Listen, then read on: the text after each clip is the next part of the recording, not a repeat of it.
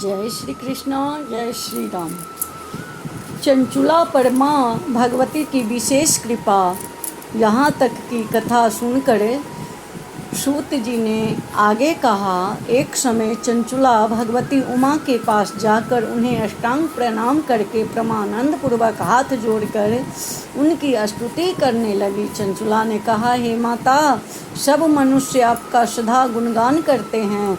आप ही सब सुखों को देने वाली है तथा साक्षात ब्रह्म स्वरूप है। ब्रह्मा विष्णु आदि सब देवताओं के द्वारा सेवनीय आप सगुण निर्गुण स्वरूप आधा प्रकृति एवं सूक्ष्म सच्चिदानंद स्वरूप हैं। आप ही सृष्टि स्थिति और लय करने वाली है। सूत जी ने कहा, सदगति को प्राप्त हुई चंचुला की ऐसी स्तुति सुनकर करुणामयी भगवती उमा ने चंचुला से कहा, हे चंचुले, मैं तेरी स्तुति से अत्यंत प्रसन्न हूँ। तुझे जो वर मांगना है वो मांगो, मेरे लिए कुछ भी आदेय नहीं है। माँ पार्वती से वर पाकर चंचुला बेहद प्रसन्न हुई। उसके उनके चरणों में प्रणाम कर हाथ जोड़कर कहा, हे भगवती, मेरा स्वामी इस समय कहाँ है? मैं उसके विषय में जानना चाहती हूँ।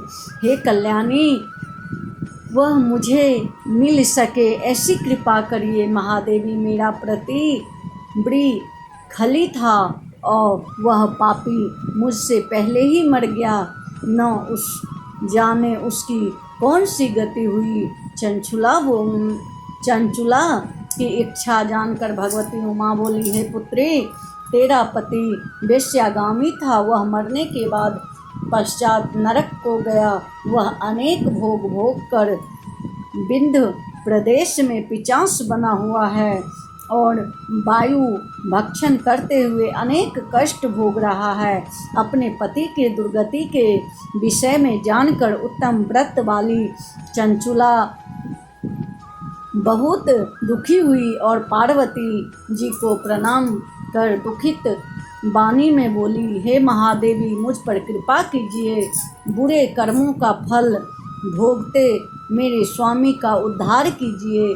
मेरे स्वामी किस प्रकार पिशाच योनि में मुक्त होकर सदगति को प्राप्त हो, ऐसा कोई उपाय कहिए। चंचुला की दान की वाणी सुनकर भगवती उमा बोली, हे चंचुला, यदि तेरा पति पावन शिव का कथा का श्रवण करे तो दुर्गति से छूटकर श्रेष्ठ गति को प्राप्त करेगा।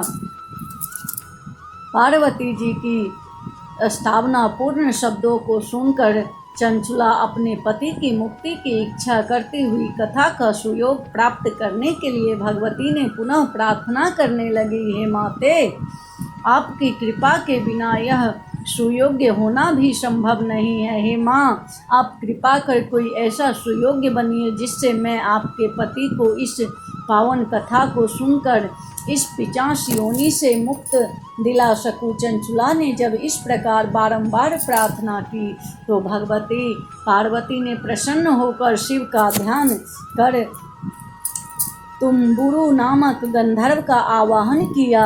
गंधर्व ने उपस्थित होकर माता पार्वती को प्रणाम किया और कहा, मेरे लिए क्या आज्ञा है माँ? तब माता पार्वती ने कहा, हे तुम्बुरु, तुम शिव भक्त और मेरी आज्ञा का मानने वाले हो। यह चंचुला है, तुम इसके साथ विंध्याचल पर चले जाओ। वहाँ एक भयंकर पिशाच रहता है। पिशाच योनि को प्राप्त होने से पूर्व वह विदुंग नामक ब्राह्मण था जो इस स्त्री के पति था। वह वेश्यागामी स्नान एवं संध्या की क्रिया से नहीं करते थे। वो मूर्ख बुद्धि, दुर्भक्षी तथा सज्जनों से द्वेष रखने वाला था। उसने अपने बुरे कर्मों से सभी स्वीकृतियों को नष्ट कर डाला तथा धन के लोभ में अपनी पत्नी को भी दुराचारनी बना दिया था। मरने के पश्चात वह दुरात्मा नरक के अनेक कष्ट भोगने के पश्चात पिशाच योनि को प्राप्त हुआ है। अब वह विंध्याचल पर्वत पर रहता है। तुम वहां जाकर उस पिशाच को भगवान शिव की परम पवित्र शिव पुराण की कथा सुनाओ।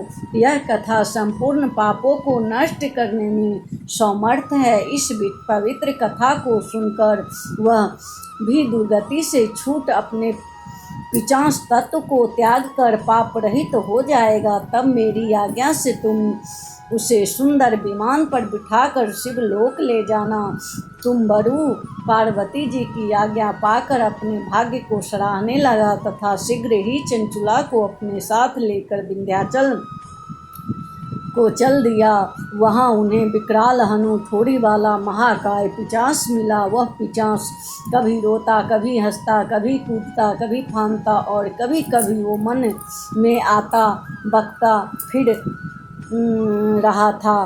तुम्बरु ने उसे बलपूर्वक अपने पासों में बांध लिया। तत्पश्चात उसने वहाँ शिव पुराण की कथा के महोत्सव को आयोजन किया। शीघ्र ही वहाँ सभी लोगों को ज्ञात हो गया कि माता पार्वती की आज्ञा से तुम्बरु यहाँ एक पिशाच की मुक्ति के लिए कथा कहेगा। तब शिव पुराण श्रवण करने से के लिए वहाँ न केवल साधारण जन बल्कि ऋषि और देवता भी आ उपस्थित हुए। उस समय तुम्बुरु ने बीना वादन करते हुए देवाधिदेव महादेव का कृतिगान आरंभ किया। उसने संपूर्ण शिव पुराण की कथा कही। उस पवित्र पावनी कथा को श्रवण कर उसके फल स्वरूप पिशाच भी पाप रहित होकर पिशाच योनि को त्याग कर तत्काल गौर वर्ण और विभिन्न अलंकारों से युक्त रूप हो गया। सूत जी ने कहा, हे ऋषिगणों, जो भी प्राणी श्रद्धा और भक्ति पूर्वक इस पवित्र कथा को सुनता है वह सभी पापों से मुक्त होकर अंत में शिव लोक को प्राप्त करता है। बोलिए जय श्री कृष्णा, जय श्री राम, जय भोलेनाथ।